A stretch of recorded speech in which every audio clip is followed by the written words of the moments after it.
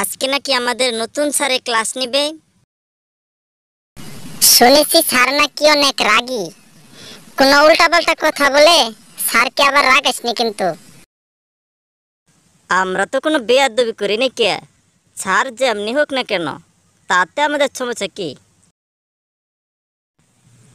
এবার সবাই চুপ করে থাক, স্যার আসছে। বসে পড় সবাই, বসে পড়। এই, তোরা এত এলোমেলো ভাবে দাঁড়ালি কেন রে?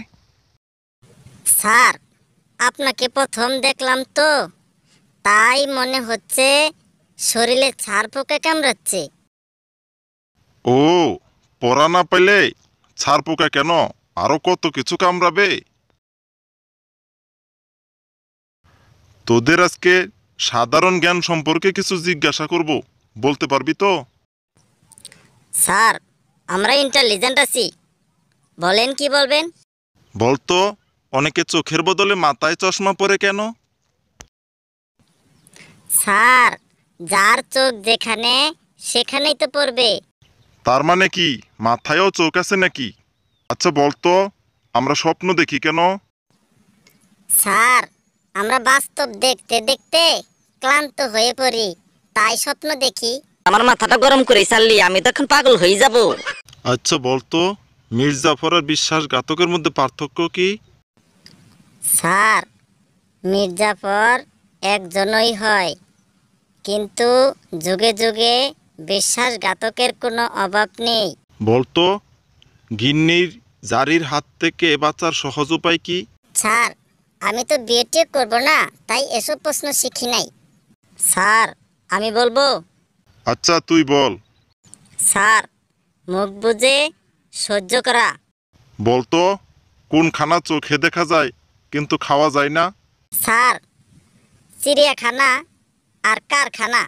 আচ্ছা বলতো, কোন দেশের ট্রেন 1 সেকেন্ডও লেট করে আসে না?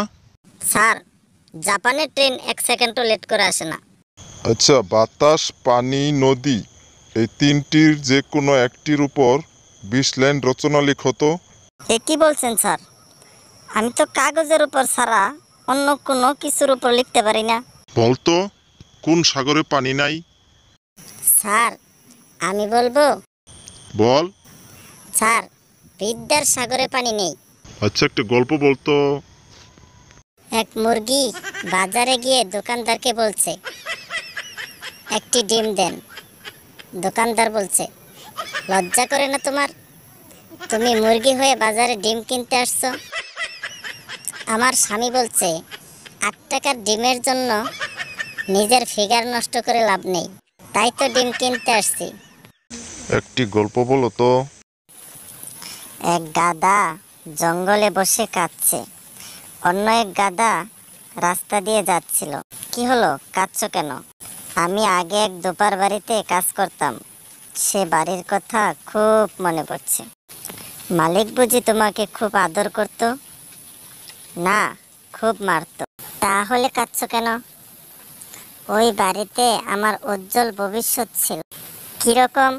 মালিক তার তরুণী মেয়েটাকে মারত আর বলতো, তুই যাকে পছন্দ করিস কোনোভাবেই তাকে মেনে নিব না, দরকার পড়ে বিয়ে দিব গাধার সঙ্গে। তাই আমি তার আশায় অনেক দিন ধরে আছি। প্রিয় বন্ধুরা, আমাদের ভিডিওটি ভালো লাগলে চ্যানেলটি সাবস্ক্রাইব করে পাশে থাকবেন, লাইক কমেন্ট শেয়ার করবেন। ভিডিওটি দেখার জন্য ধন্যবাদ।